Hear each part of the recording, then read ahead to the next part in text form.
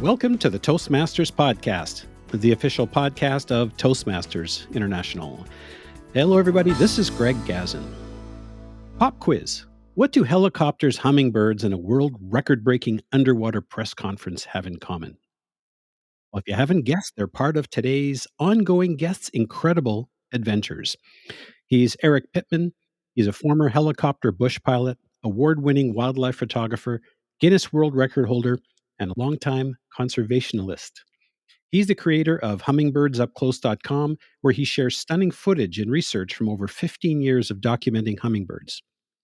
National Geographic, BBC Wildlife Films, Netflix, CTV, BBC, and ITV have all featured his work. Eric's hummingbird footage is also at the heart of the My Bird in My Backyard, a documentary garnering over 1.7 million YouTube views and a 2025 Canadian Screen Awards nomination. If that's not already hit your wow factor, in the 1980s, Eric created Spectral Visions, a choreographed light show performed for Prince Charles and Princess Diana, and later contributed to Robert Plant's World Tour. Robert Plant, of course, formerly of Led Zeppelin. Eric also founded a glass recycling foundry in Victoria. In 2006, he broke the Guinness World Record for the largest underwater press conference after learning to scuba dive to make it happen. Today, Eric works at Van L Windows and co-leads the Canadian Orca Rescue Society, raising awareness with life-sized inflatable orcas and environmental events. He's been a Toastmaster for 6 years and a member of Thunderbird Toastmasters Club in Victoria. Eric was featured in From Helicopters to Hummingbirds, How One Toastmaster Used His Skills on Camera, Underwater and Beyond by Megan Preston Mayer in the August 2025 issue of the Toastmaster magazine. Coming to us today from his home in Victoria, British Columbia, Canada, Eric Pittman, welcome to the Toastmasters podcast. Thank you very much, Greg. I'm honored that you chose me to come on your podcast. Well, after reading the story, I couldn't see how. I just couldn't resist. So to kick things off, Eric, your story begins in the skies and ends up eye to eye with hummingbirds. So how did a helicopter bush pilot end up behind the camera filming these little tiny birds in your backyard? Well, it's kind of a long and twisted story, but at the core of it is I've discovered it was a lot safer to film things that are hovering than to be flying and hovering. And it starts back in the 80s when I was a helicopter bush pilot.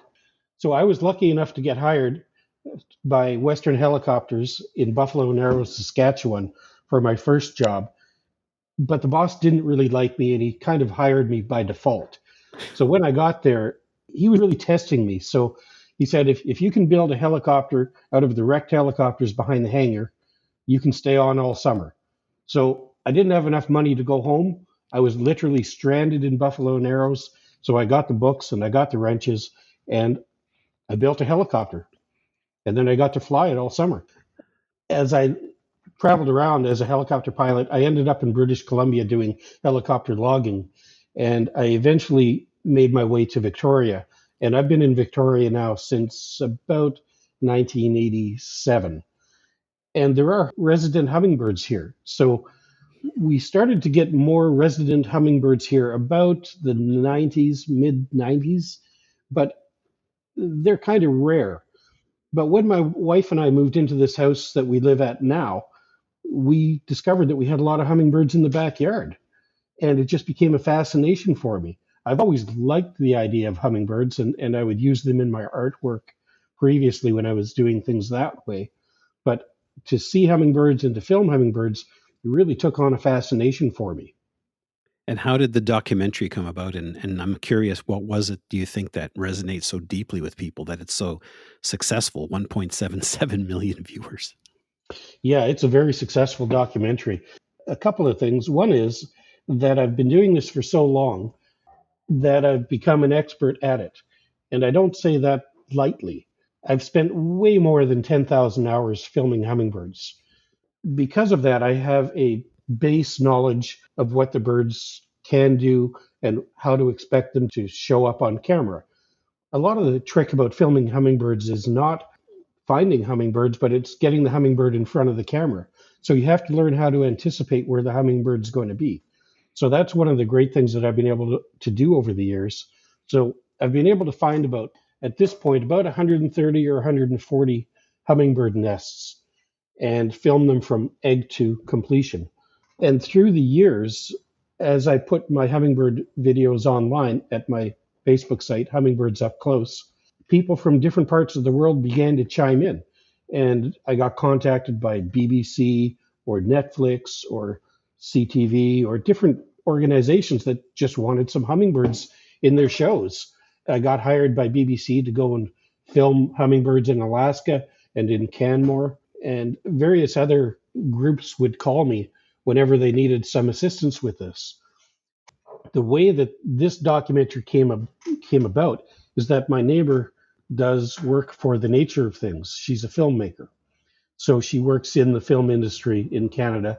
She makes documentaries, and she knows this wonderful cameraman, Ryan Wilkes, who was looking to do a film on hummingbirds. So she said to him, "You got to see Eric, because Eric films hummingbirds day in and day out, and he knows more about it than anybody else." So he showed up. We began filming together for about a year, and then he got funding for the film, and that was it. We just started making the film. Although there are a lot of my shots in the documentary, I really have to give a lot of credit to Ryan Wilkes, because he's a tremendous cinematographer. And without him and his vision, this film wouldn't go anywhere. It's because of him that it's struck such a chord among people. And we'll certainly put a link to the video in the show notes. And of course, The Nature of Things is by the CBC, the Canadian Broadcasting Correct. Corporation, for those of you who may not be familiar with it. So 130, 140 hummingbird nests. I'm curious, out of all the things that you've come across, is there something, one or two things surprising that you've learned about these incredible birds that most people wouldn't expect? Yeah, there's actually a lot. I'll try to keep it to one or two. The first thing is that they nest all year. I thought they'd only have one nest in the spring, and that would be it. I've filmed hummingbirds having nests in every month of the year except August. And I don't know why August. I've seen them hatch in the snow. I've seen them fledge on New Year's Eve, in fact. There's a whole lot of things about hummingbirds that we don't know as far as their reproductive cycles and times. And Wow. another amazing thing is that these little birds, right from the time that they hatch, they will literally stand on their heads to poop over the edge of the nest. These birds will not poop in their nest. So even on the day that the little chick hatches, I've got film footage of them standing on their heads to get their little butts high enough to poop over the edge of the nest. I know it's comical and it's funny, but that's actually what they do. That's amazing. Now, Eric, you've worked with major names, the Canadian Broadcasting Corporation, National Geographic, BBC, Netflix. Can you think of one standout moment from filming or working with these teams that really sticks out for you? In Alaska, I was up with the BBC in Juneau. I was hired to find a rufous hummingbird nest, which I did, but the bird never laid eggs, so we couldn't film that cycle of it. What we did instead was that we found a sapsucker tree. And if you know what a sapsucker tree looks like, it's got holes about every space about an inch apart in a grid pattern. And a sapsucker will come around and drill a hole, and then when the sap begins to drain into the hole, it drinks the sap. So it sets these up around the forest, so it has a number of trees, and it'll do its rounds from tree to tree. Well, we found this, and we set up to film, and without fail, every 2 minutes, a hummingbird was behind it, and it would come and eat out of the hole. I should explain a little bit deeper. The rufous hummingbirds travel from Mexico to Alaska, and they go to Alaska and the west coast of British Columbia to breed. So when they're up there, of course, they have to follow the weather. They can't precede the food supply. But when they get to Alaska, there's really not a lot of flowers blooming at that time of the year. So they rely upon things like the sapsuckers to open up the trees and get the sap flowing so that they are able to get some kind of food.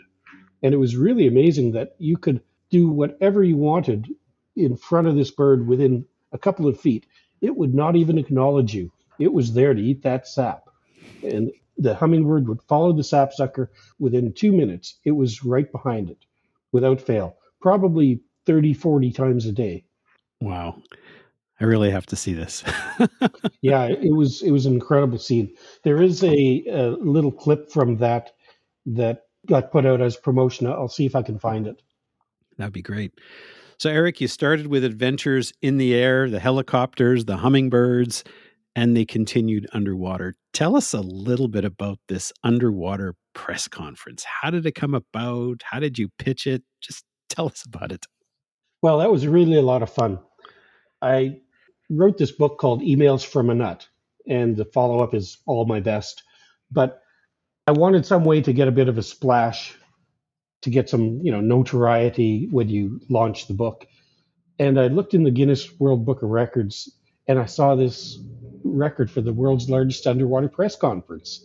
And there was only 12 journalists that had gone under the water to do this press conference. And I thought, well, that's not a very big number. I wonder if I can do better than that. There was a couple of problems involved. One was, I didn't know how to scuba dive. And the other was I had to figure out what a journalist was.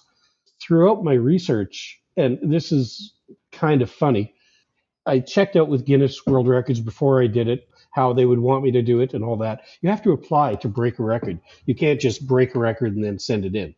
So I asked them, what's a journalist?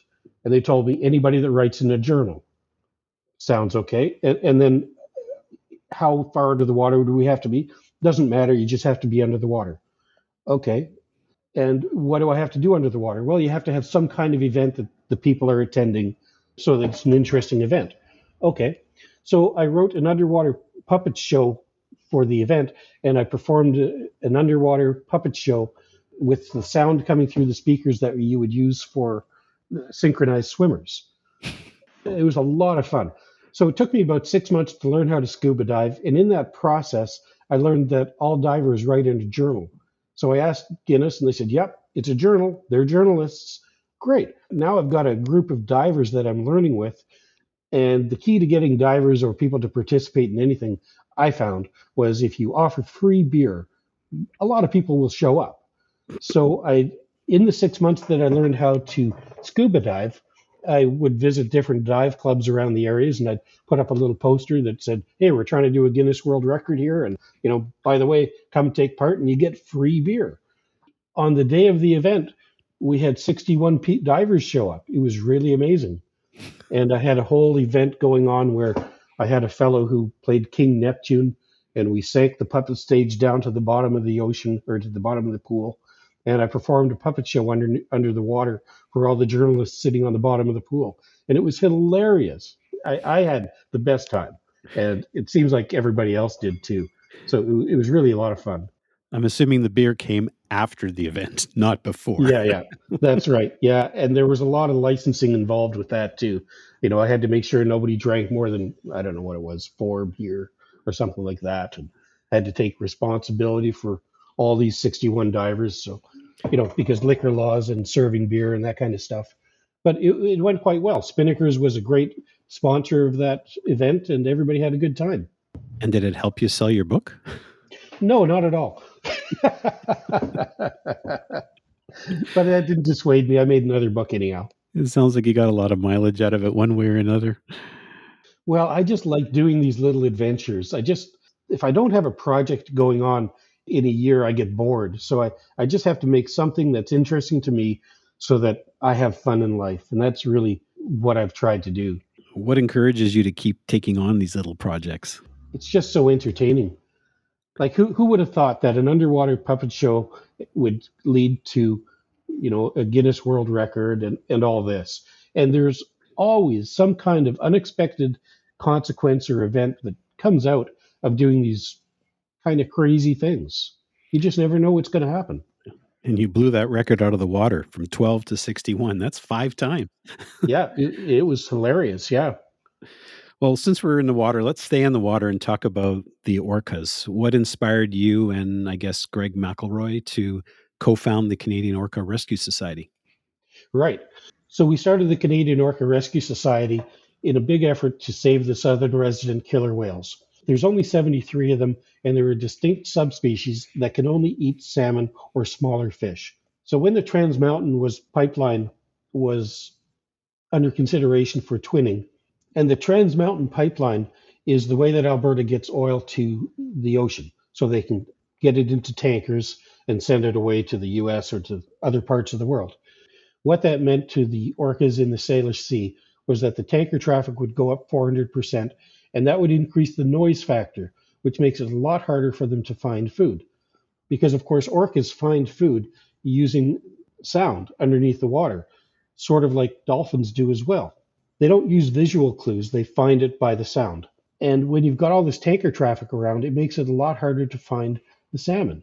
So when the Trans Mountain Pipeline got approved, Greg and I didn't want to just give up, go home, and lick our wounds.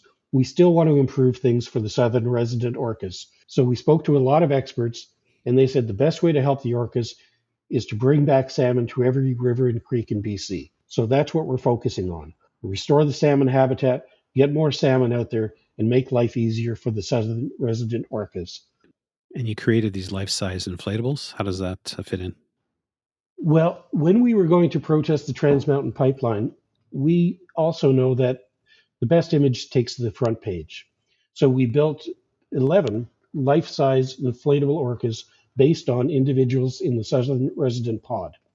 And when these are inflated and being carried above the heads of people in a protest, they kind of stand out.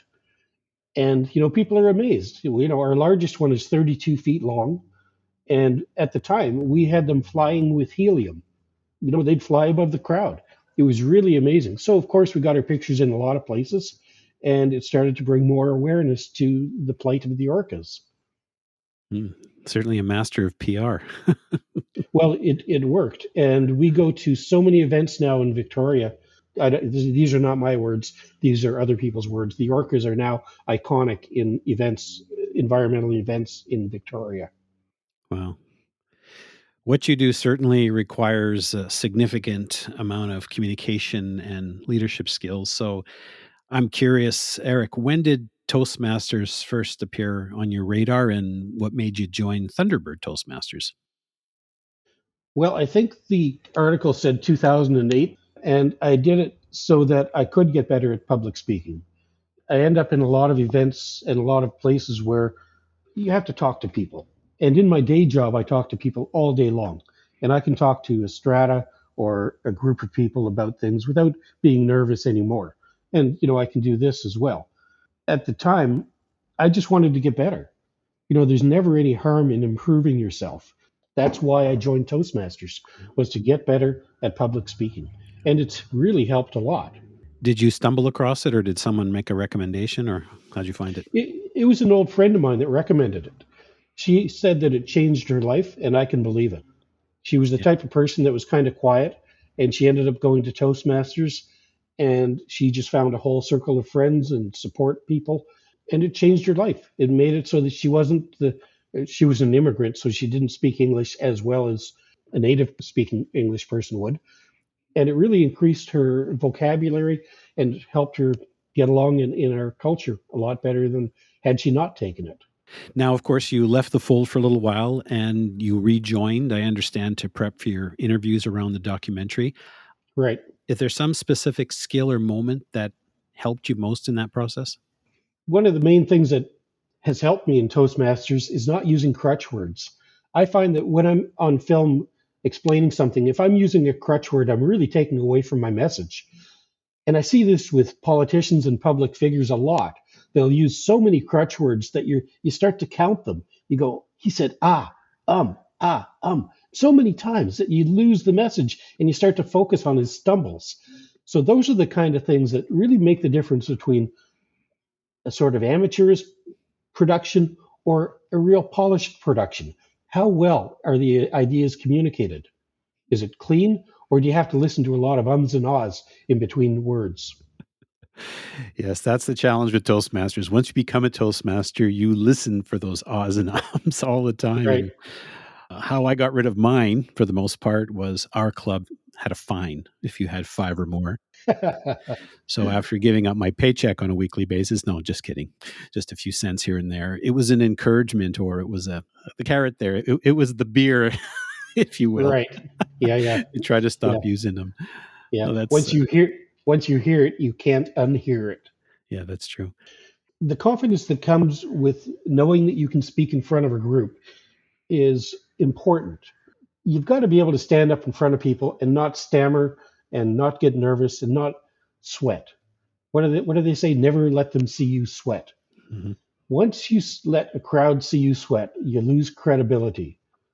I've been in a lot of situations in my professional job where I'm selling windows, and you have to maintain composure when you're dealing with a crowd of 20 people in a strata, and you know that some of them don't like you or want to go with the other company, and they want to trip you up.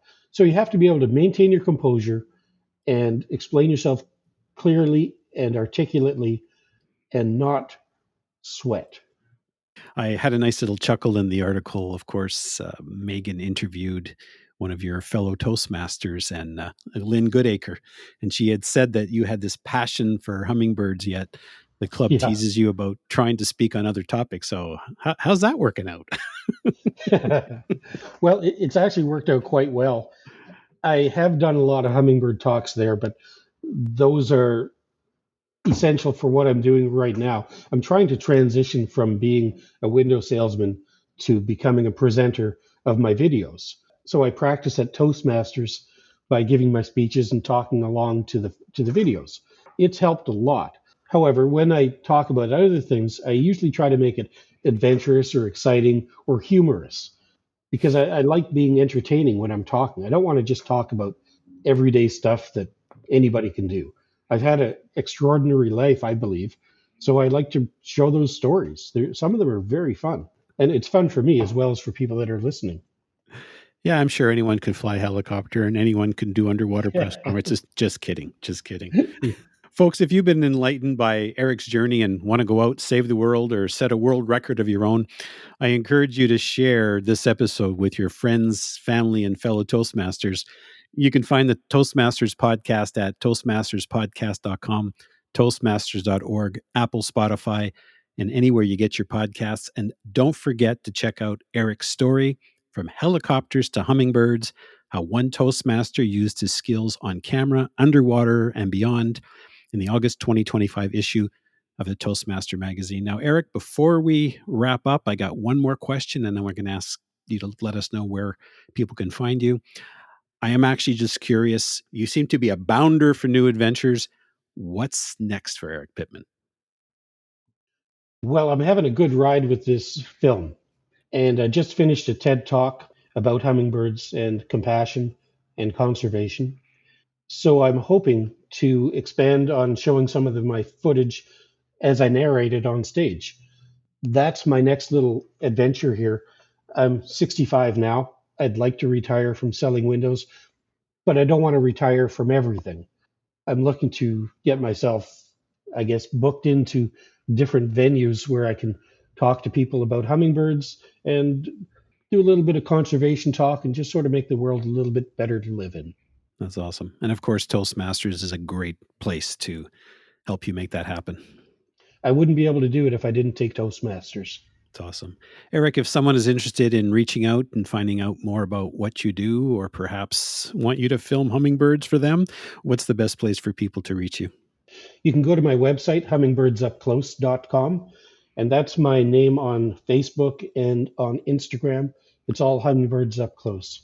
Great. And we'll certainly put that information in the show notes. Eric Pittman, thank you so much for taking the time to speak with me, and it's been an absolute pleasure. Oh, thank you very much, Greg. I appreciate that.